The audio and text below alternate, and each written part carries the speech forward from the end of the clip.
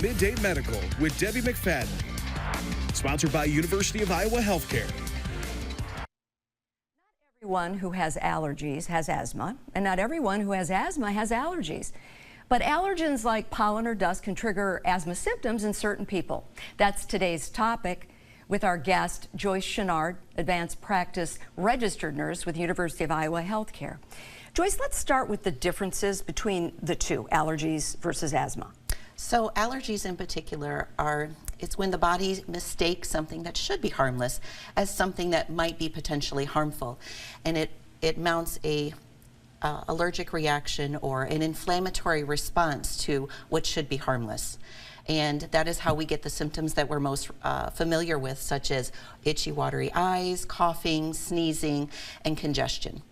Whereas asthma it more has to do with our lungs, and allergies can trigger an asthma reaction, and that's when our lungs react and they swell and our airways tighten some, and it makes it harder to breathe.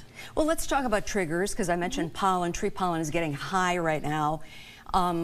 What should people be aware of where that's concerned? Sure. So they should be aware of what the signs and symptoms are. So if they start to have an itchy, watery eyes, if their nose starts to run pretty consistently, if they start to get sinus pressure, sometimes it can even cause like vocal changes from the postnasal drip, coughing.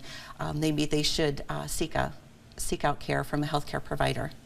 Right, and because there's lots of OTC medications out there. Mm-hmm. What would you recommend? I mean, is there a benchmark symptom like, oh, you really need to get checked out, or is it just a good rule to, find out what's going on?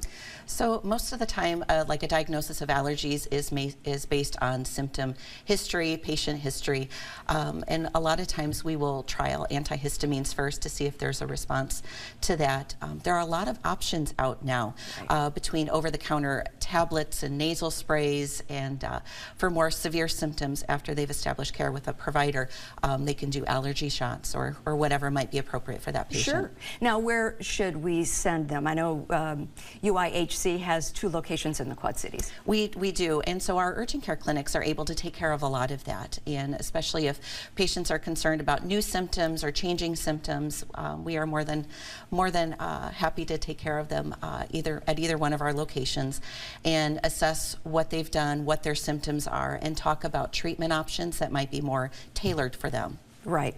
Well, thanks for being our guest today. You can also go online to visit the health system at uihc.org. Joyce, thanks for coming in today. Thank you very much for having me. Great. It's a timely topic with pollen on the increase.